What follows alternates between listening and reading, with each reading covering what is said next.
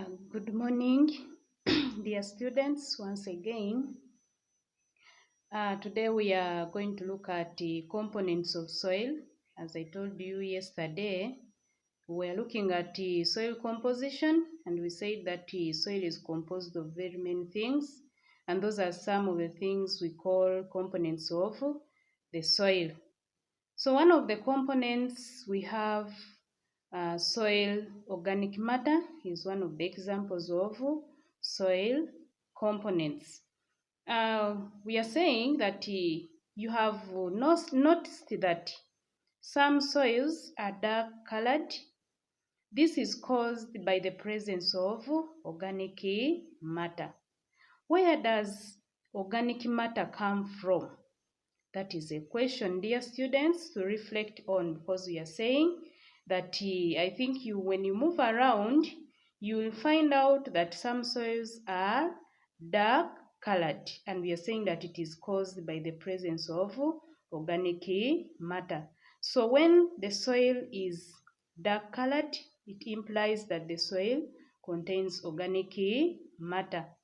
So there is a question that where does organic matter come from? So dear students, you are going to reflect on that question.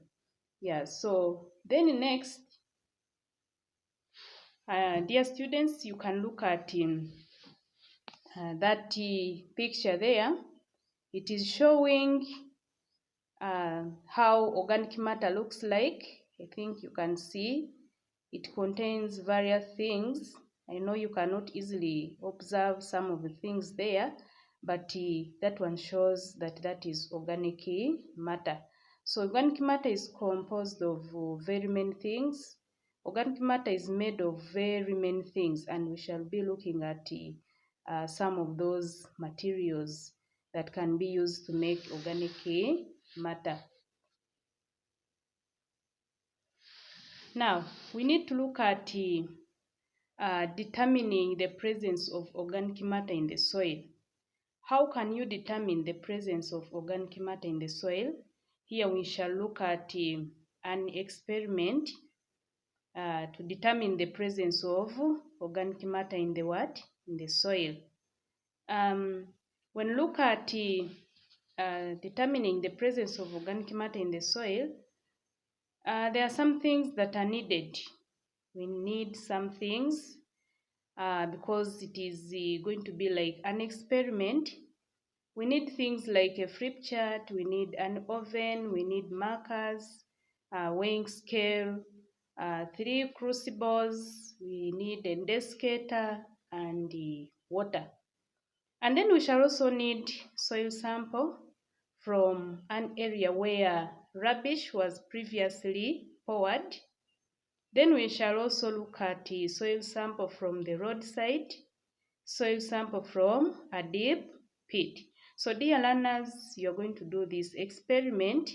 So I'm going to explain, and then we see some of the results. We see what will happen at the end of it all, how we can determine the presence of organic matter. So dear learners, you are going to do that experiment. If, for example, you are at home, you are free to at least look at some of these things and then do the what? The experiment. So when look at the procedure, what you are supposed to do, you need to put on your protective gear, and then you need to note down the colors of the soil samples. And there is a question that why is the color different in each soil sample?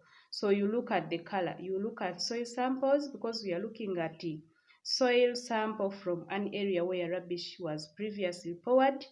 Then we have soil sample from the roadside, and then we have soil sample from a deep pit. So when look at those samples of the soil, they are different, and you'll find that they have different colors. Then you are going to look closely for any plant or animal residue in each soil sample and note down what you see.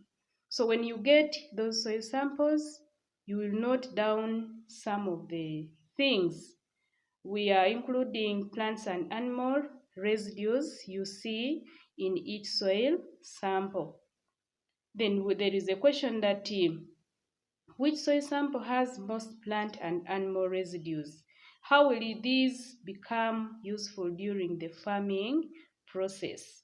So you will find out that of the 3 samples of the soil, you'll find 1 sample at least containing the plant and animal residues.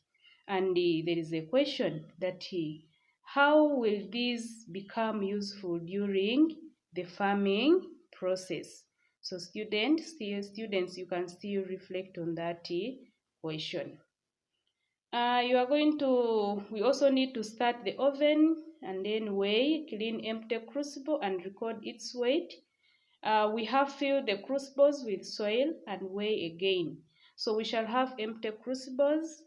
We shall also weigh those empty crucibles and also have filled the crucibles with the soil and then weigh again. So we are half filling the crucibles with the samples of soil and then weigh again.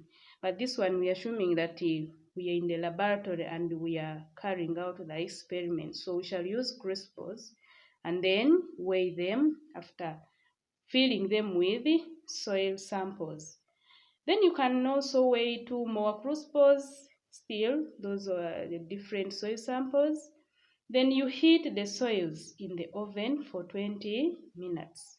So you heat the soils, the 3 samples of soil in an oven for about 20 minutes. Then you are going to remove the heated soil and put in what we call a in a desiccator, and then that one will help in cooling the 3 samples of soil. So then you are going to weigh the cooled soil 1 sample by 1 and record the findings. Yeah, so you will weigh after cooling all the soil samples, and then we see what will happen at the end of it all. Dear learners, when you look at the results after cooling the 3 samples of the soil, you'll find that some of the colors change because of different reasons. Because one, we are saying that the color of each soil sample is different because they contain varying amounts of organic matter. So after heating and then cooling, you'll find that those colors change. So the colors change in each sample of soil because we are saying that they contain different amounts of organic matter. That's why we say that you'll find one sample is dark colored, another one is red, another one is somehow black but not too black. So you find that the colors are very different. So we are saying that the difference in color between the fresh soil and strongly heated soil is due to burning of organic matter. So you find that some of the colors are different because of burning of organic matter. So which means that the soil sample from the rubbish has the biggest difference between the weight of the soil and the weight of the strongly heated soil because it contains what we call organic matter. And then we are saying that it is different just because it has the greatest amount of organic matter which was burnt to ashes, as it is light. Organic matter is light, so for it, it was burnt into ash during the process of heating. So burning of bushes, we are saying that crop residues would lead to loss of organic matter on the farmland. So take an example, when you burn a bush, you are still burning organic matter, and of which organic matter is very, very important in the production of crops. So when you burn the bush, you are burning organic matter, and then you are leading to loss of that organic matter in the soil, which will help in the growth of crops.